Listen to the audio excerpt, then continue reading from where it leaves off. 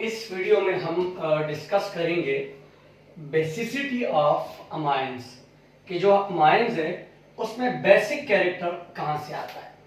अब बेसिक पहले बेस होता क्या है, आपने तीन कंसेप्ट पढ़े होंगे लोअर क्लास में 9th 10th वगैरह में। मैं पहले जरा उसकी डिफिनेशन लिख देता हूं। एक है ब्रॉन्स्टेड बेस। कोई भी सब्सटेंस अगर H+ जिसको हम प्रोटॉन भी कहते हैं, if anything is a proton acceptor तो हम उसे कहते हैं ब्रॉन्स्टेड बेस। और एक लिविस कंसेप्ट है। लिविस कंसेप्ट वो है कि if any substance is a electron pair donor, यानी अगर कोई चीज एक इलेक्ट्रॉन पेयर डोनेट करेगा तो वो भी बेस होगा अकॉर्डिंग टू लिविस कंसेप्ट। अब ये दोनों डिफिनेशन आपने यूज करने, ठीक है। अब ये अमाइंस, ये है मिथाइल अमाइंस, ये मिथाइल ग्रुप है तो ये है मिथाइल अमाइन। स्ट्रक्चर देख ले, हम कई बार डिस्कस कर चुके। इसमें नाइट्रोजन के पास एक लोन पेयर है जिसको हम नॉन बॉन्डिंग पेयर भी कहते हैं। लोन पेयर होता क्या है, वैलेंस शेल का वो पेयर ऑफ इलेक्ट्रॉन जो बॉन्डिंग में यूज नहीं होता, वैलेंस शेल का, बाकी शेल्स का नहीं, ठीक है। तो नाइट्रोजन ग्रुप 5 का मेंबर है, 3 ये सिंगल बॉन्ड बना लेता है, ठीक है, और ये इसके पास एक लोन पेयर है। अब इस लोन पेयर की वजह से इसमें हमारे पास क्या आ जाती है, this will show basic character. और इस लोन पेयर की वजह से अमाइंस न्यूक्लियोफाइल भी है, हम पहले वीडियो में डिस्कस कर चुके।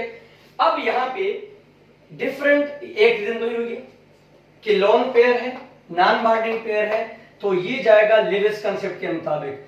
तो लिविस कंसेप्ट के मुताबिक जिस चीज में एक लोन पेयर हो वो इस किसी को डोनेट करेगा तो वो होगा इलेक्ट्रॉन पेयर डोनर, वो होगा बेस। यहां पे ब्रॉन्स्टेड कंसेप्ट अप्लाई करना है क्योंकि यहां एक लोन पेयर है तो इसके साथ इलेक्ट्रोफिलिक कार्बन जिसे हम H+ भी कहते हैं ये अटैच हो जाएगा, तो इसका मतलब है it's also a proton acceptor. तो ब्रॉन्स्टेड कंसेप्ट के मुताबिक भी इसमें बेसिक कैरेक्टर है। ये दोनों अलग अलग चीजें, ठीक है। एक तो लोन पेयर लिविस बेस है ये लोन पेयर की वजह से, और H+ एक्सेप्ट करने की वजह से ये ब्रॉन्स्टेड बेस है, ठीक है। अब ये देख ले, जब ये एक्सेप्ट करेगा, ये इसके साथ ने एक H+ एक्सेप्ट किया, अब इसके ऊपर चार्ज किया आएगा प्लस। कल बताया था कि अगर नाइट्रोजन 4 बॉन्ड बनाएगा तो उसके ऊपर पॉजिटिव चार्ज क्यों आएगा, क्योंकि इसका जो अपना पेयर ऑफ इलेक्ट्रॉन है ना लोन, यहां तो इसके पास लोन पेयर ये अवेलेबल है। जब ये NH3 एक बॉन्ड यहां पर है, 3 यहां पर, जब इसको एक H+ मिलेगा तो इसका जो लोन पेयर है वो यूज हो गया। अब नाइट्रोजन हो गया इलेक्ट्रॉन डेफिशिएंट, तभी नाइट्रोजन के ऊपर आएगा पॉजिटिव चार्ज, और ओवरऑल हम इसको कहते हैं मिथाइल एमोनियम आयन, ठीक है। अब यहां पे हम कंपैरिजन करेंगे किसके साथ कि आया एमाइंस अच्छे बेसिस है या एमोनिया। अब एमोनिया का स्ट्रक्चर देख ले, यही है, नाइट्रोजन के साथ 3 हाइड्रोजन और एक lone pair, this is structure of ammonia. अब सबसे पहले हम बेसिसिटी ऑफ एमोनिया, बिल्कुल इसके साथ एक लोन पेयर है तो इसका मतलब है ये लिविस बेस तो हुआ, और ये एक H+ एक्सेप्ट करेगा क्योंकि इसके पास लोन पेयर है, तो ये जो इलेक्ट्रोफिलिक हाइड्रोजन है ये नाइट्रोजन के साथ जाके अटैच होके NH4+ बनाएगा जिसे हम कहते हैं एमोनियम आयन। तो एमोनिया क्या है, एमोनिया 2 रीजंस की वजह से बेस है। एक तो इलेक्ट्रॉन पेयर डोनर है सो इट्स अ लिविस बेस, और दूसरा प्रोटॉन एक्सेप्टर है इसलिए this is also a Brønsted base. अब हमारे पास ये है कि आया इनमें अच्छा बेस कौन है, एमाइंस या एमोनिया। तो हम दो चीजें, ये 2-3 रीजन करते हैं। नंबर 1, अब जब NH4+ बनेगा तो नाइट्रोजन के इर्द गिर्द सारे हाइड्रोजन है, 1 2 3 4 सारे हाइड्रोजन है, और हाइड्रोजन जब भी बॉन्ड बनाता है तो अपना इस ऑर्बिटल यूज होता है, इसके पास और कोई ऑर्बिटल है भी नहीं, इस ऑर्बिटल ये बनाएगा बॉन्ड। जब इस ऑर्बिटल ऑफ हाइड्रोजन यूज हो जाता है नाइट्रोजन के साथ ये बॉन्ड बनाने में, तो ये जो इस ऑर्बिटल है ये इलेक्ट्रॉन डोनेटिंग नहीं होते बल्कि ये इलेक्ट्रॉन अट्रैक्टिंग होते हैं। तो ये क्या करेंगे, ये नाइट्रोजन से इलेक्ट्रॉनों को अट्रैक्ट करेंगे, डोनेट नहीं करेंगे क्योंकि इनके पास ऑलरेडी इलेक्ट्रॉनों की कमी हाइड्रोजन के पास। तो जो नाइट्रोजन के इलेक्ट्रॉनिक पेयर है वो एक्सपोज नहीं हो रहा, बेसिक कैरेक्टर कम है, ठीक है। और दूसरा जो NH4 है इसकी स्टेबिलिटी को डिस्कस करेंगे। स्टेबिलिटी इसकी बिल्कुल बहुत कम है। क्यों कम है? नाइट्रोजन के चारों तरफ की हाइड्रोजन है, हाइड्रोजन हाइड्रोजन की इलेक्ट्रॉन डोनेटिंग नहीं है, तो ये जो नाइट्रोजन है इसके साथ जो चारों हाइड्रोजन अटैच है वो इलेक्ट्रॉन डोनेटिंग नहीं है। इसे क्या हो जाएगा? नाइट्रोजन इलेक्ट्रॉन डेफिशिएंट हो जाएगा। तो ओवरऑल जो एमोनियम आयन है वो क्या हो जाएगा? Less stable. अब अमाइंस को देखते हैं। अमाइन भी वही करेगा कि H+ एक्सेप्ट करके मिथाइल एमोनियम आयन बनाएगा। अब मिथाइल एमोनियम आयन को हम डिस्कस करेंगे कि ये क्यों ज्यादा बेसिक है as compare to ammonia. Screenshot हमेशा लिया करें, इससे आपके अपने नोट्स बनते जाएंगे।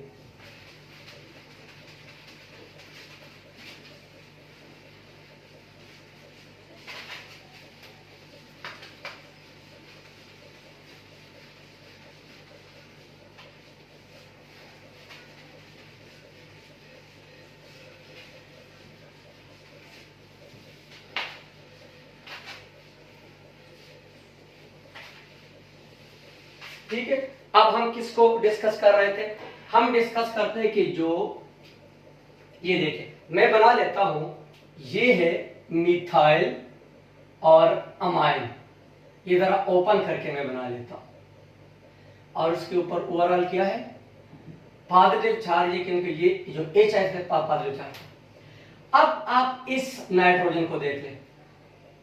इस नाइट्रोजन के तीनों तरफ तो हाइड्रोजन है जो कि इलेक्ट्रॉन डोनेटिंग नहीं है, लेकिन ये जो स्ट्रक्चर है ये है अल्काइल ग्रुप।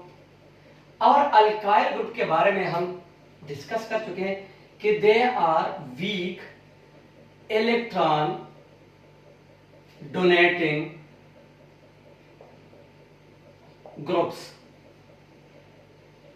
ठीक है, ये इलेक्ट्रॉन डोनेटिंग है।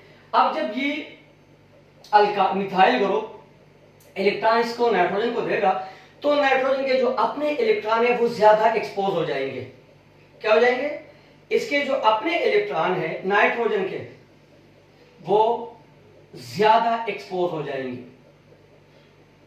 क्यों ज्यादा एक्सपोज क्यों हो रहे हैं? क्योंकि उसके साथ इलेक्ट्रॉन डोनेटिंग ग्रुप अटैच है। एमोनिया में क्या था? उसके हर तरफ हाइड्रोजन थे। एमोनियम आयन वो इलेक्ट्रॉन डोनेटिंग नहीं थे। इसकी एक तरफ मिथाइल ग्रुप है जो कि इलेक्ट्रॉन डोनेटिंग है। इससे जो नाइट्रोजन के अपने इलेक्ट्रॉन है दे आर कंपैरेटिवली एक्सपोज्ड। तो अच्छा बेस हुआ, so it's a good base. ठीक है, अब दूसरी रीजन क्या है कि why amines are good bases as compare to ammonium. तो हम दूसरा फैक्टर डिस्कस करेंगे स्टेबिलिटी का, कि कौन से आयन स्टेबल है। एमोनिया एक इलेक्ट्रोफिलिक हाइड्रोजन एक्सेप्ट करेगा और बनाएगा, ये मैं जरा ओपन करके बना लेता हूं, ये बनाएगा। इसको हम केमिस्ट्री में क्या कहते हैं? इसको हम केमिस्ट्री में कहते हैं एमोनियम आयन। ठीक है, अब ये लेस स्टेबल है। ये जो एमोनियम आयन है ये लेस स्टेबल है।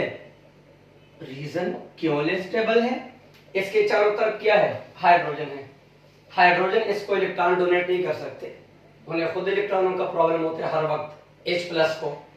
तो जब नाइट्रोजन को हर तरफ जो हाइड्रोजन अटैच है वो इलेक्ट्रॉन डोनेटिंग नहीं है, तो इसकी वजह से इसका स्ट्रक्चर क्या है? लेस स्टेबल है। ये जल्दी किसी के साथ रिएक्ट कर जाएगा। तो ये अब अगर हम देखेंगे किसको, अगर हम देखेंगे stability of methyl ammonium ion, ये अमाइन से बनेगा मिथाइल एमोनियम आयन। इस नाइट्रोजन के तीन तरफ तो हाइड्रोजन है, तो इसको हम डिस्कस नहीं करें। इसके एक तरफ पे जो ये अल्काइल ग्रुप है जो कि मिथाइल है, ये हमने अभी बता दिया कि ये इलेक्ट्रॉन डोनेटिंग ग्रुप है। ठीक है, तो जब इलेक्ट्रॉन डोनेटिंग ग्रुप है तो इससे स्टेबिलिटी क्यों आएंगी?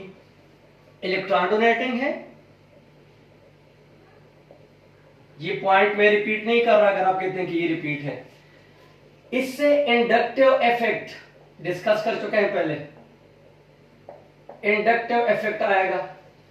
इससे क्या हो जाएगा, जो आपके पास मिथाइल एमोनियम आयन है ये हो जाएगा स्टेबल। अच्छा बेस हुआ, क्योंकि इसका जो कैटायन बनता है मिथाइल एमोनियम वो ज्यादा स्टेबल है। एमोनियम आयन क्या था, लेस स्टेबल था। ठीक है, तो ये हमारे पास रीजन है ये वाले। ठीक है, अब इसके बाद एक थर्ड रीजन है।